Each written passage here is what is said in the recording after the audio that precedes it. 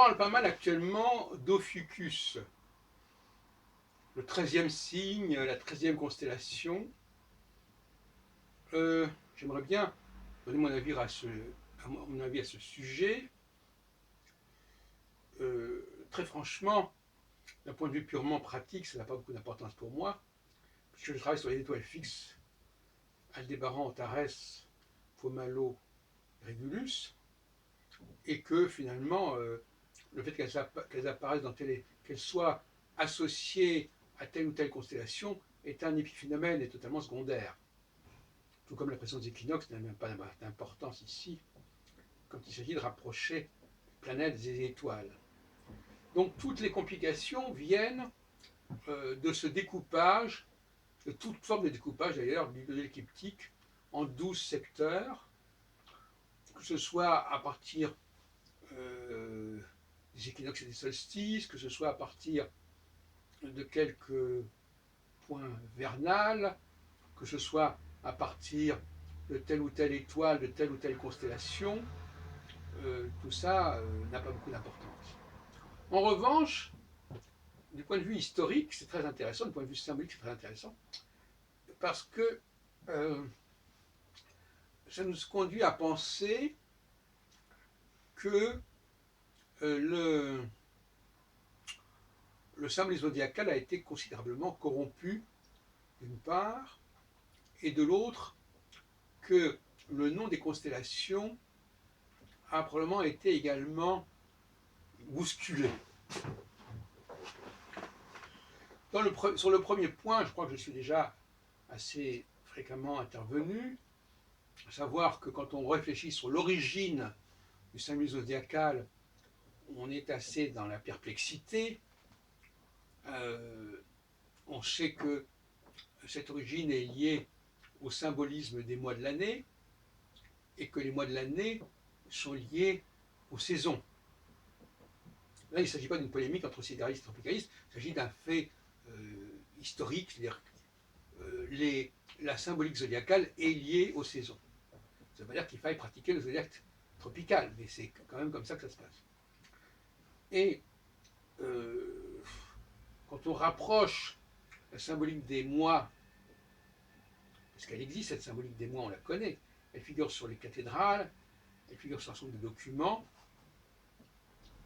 notamment les livres d'heures, le fameux livre d'heures du duc de Berry notamment, et donc ça on peut le trouver facilement sur internet, et je vous souhaite bon courage pour rapprocher les 12 mois de l'année des 12 signes zodiacaux. Mais il y a des passerelles qui existent en effet. Sur le second point, il est clair que nous avons des problèmes. Par exemple, on sait très bien que le tétramorphe, qui rassemble l'homme, Verseau si on veut, le lion, le taureau et l'aigle, et bien que l'aigle n'est pas une des constellations zodiacales. Donc il y a déjà un problème à ce niveau-là. Et en fin de compte, les astrologues disent que c'est plutôt le scorpion. Mais qu'est-ce que c'est que le scorpion? Pour Alexandre Volgin, dans le symbolisme de l'aigle, le scorpion, c'est l'archer. C'est l'homme scorpion, parce qu'un archer, il ressemble à un scorpion, finalement, sur le plan du fait qu'il tire ses flèches, et que ces flèches sont en correspondance avec le dard du scorpion. C'est même pas forcément un animal, le scorpion. C'est plutôt un archer, tout comme d'ailleurs le mot archer désigne le sagittaire, qui veut dire archer. Bon, donc nous avons deux archers qui, alors eux, n'ont pas de rapport direct avec les 12 mois de l'année, et qui renvoient plutôt aux 12 travaux d'Hercule, qui a souvent l'occasion d'utiliser, pas toujours d'ailleurs, son arc, notamment dans le cas des oiseaux du lac de Stymphale, qu'il va abattre avec ses flèches. Donc on a ce problème concernant l'aigle, qui est un problème extrêmement dérangeant, plus dérangeant encore que la question d'Ophiuchus. Et ces constellations sont assez proches les unes des autres, probablement, en effet. Mais néanmoins, bon, on se demande pourquoi le scorpion a remplacé l'aigle et pourquoi l'aigle s'est retrouvé nommé une autre constellation. Tout comme je rappelle que Fomalhaut, qui est l'indicateur étoile fixe royale, ne se trouve pas dans la constellation du Verseau de l'homme, mais dans la constellation qui est à côté, qui est celle du Poisson austral. Toutes ces constellations sont souvent liées entre elles et elles appartiennent à un même ensemble. Il y a plusieurs constellations qui constituent un même ensemble. C'est un ensemble pluriconstellationnel qui parle de la même histoire en fait. Donc, faut-il s'intéresser?